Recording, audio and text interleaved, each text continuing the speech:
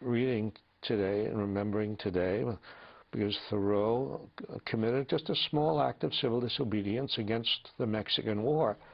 I mean, the Mexican War had some of the same characteristics as the war in Iraq today, and that is that American people were lied to about the reasons for going into Mexico, told, you know,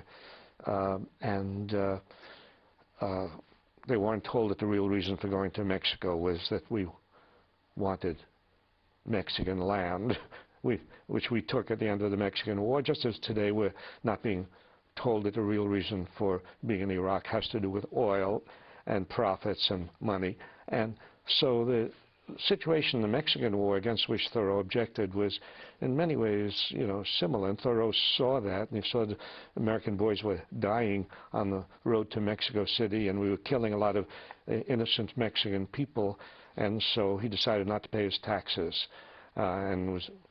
you know, spent just a very short time in jail, but then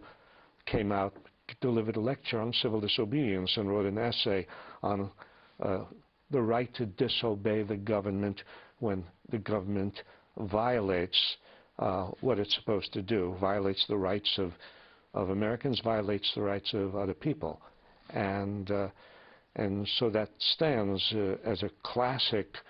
statement for Americans that it's honorable and right to not to pay your taxes or to refuse military service or to disobey your government when you believe that your government is wrong. And so the hope is that today more